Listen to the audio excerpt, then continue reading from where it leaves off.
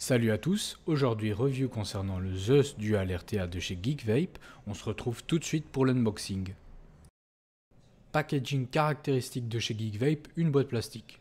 On va retrouver bien sûr l'atomiseur, que voici. Voilà le Zeus.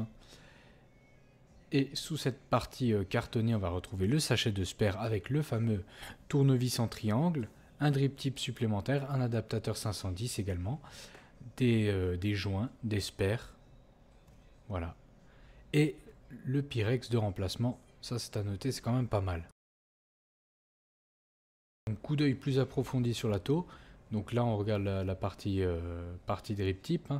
Donc là avec le drip tip 810 qui est monté d'office dessus. Là on démonte le top cap. Et donc ce système est assez ingénieux parce que c'est un système à encoche. Là on voit le joint et donc les deux encoches qui vont permettre de clipser, de serrer contre le top cap. Donc ça c'est pas mal, ça tient bien en place et ça assure également une bonne étanchéité. Ici les deux rigoles pour remplir de juice, qui sont assez larges cette fois-ci. On peut facilement utiliser un flacon twist pour remplir, il n'y a aucun problème, ça débordera pas, ça coulera pas à côté. Le 510 qui dépasse bien, ça c'est important de le noter pour les utilisateurs d'hybride. Une petite gravure Zeus sur la bague du bas.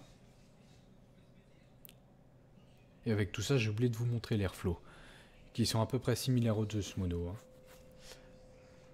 Là, on va regarder la cloche, qui est légèrement en forme de dôme, ce qui va permettre aussi une meilleure restitution des saveurs. C'est une forme assez caractéristique qu'on retrouve sur pas mal d'atomiseurs, et c'est vrai que ça marche bien en général. Et bien sûr, le plateau Dual Coil Postless. Donc là, on peut voir qu'ici, on a des vis plates. Voilà, j'ai eu du mal. De chaque côté, bien sûr. Et bien sûr, les rigoles où mettre son coton. Donc là, elles sont assez larges. On ne le voit peut-être pas bien à la caméra, mais c'est assez large. Passons donc à la partie montage. J'ai bien évidemment choisi des coils en NI80 Fused Clapton de chez Geekvape. Donc là, je les mets en place. Bien sûr en accéléré parce que c'est pas ça le plus intéressant, mais on va voir comment j'ai placé les coils. Bien sûr vous pouvez les excentrer un petit peu, il n'y a aucun souci, mais là au niveau du rendu j'étais plutôt bon. Donc quand les coils sont bien serrés, on va juste les réajuster chacun pour essayer qu'ils soient symétriques au maximum.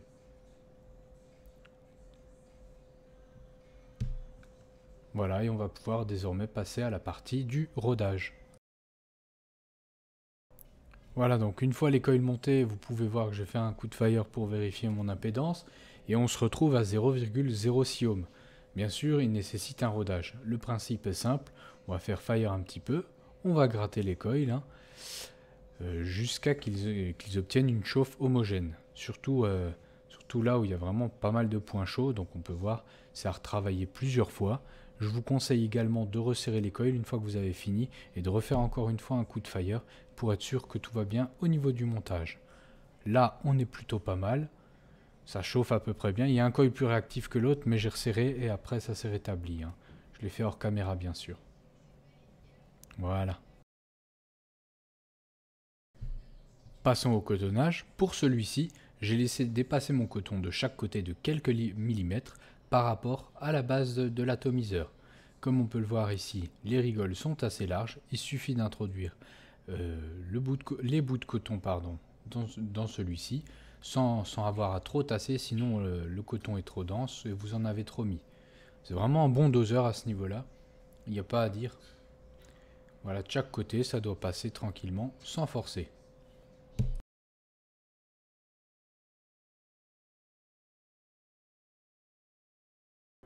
Avant de remplir son tank, on va imbiber le coton. Donc la technique très simple, on va déposer quelques gouttes de liquide directement sur les coils et on va faire fire de manière intermittente.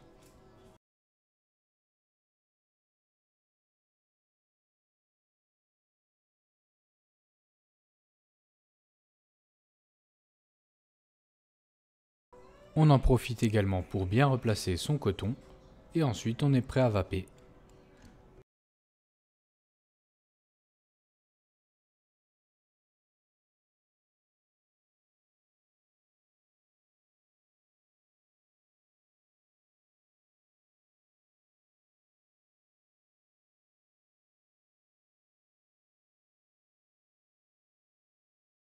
Et voilà un petit exemple de setup avec la box paranormale de chez Lost Vape.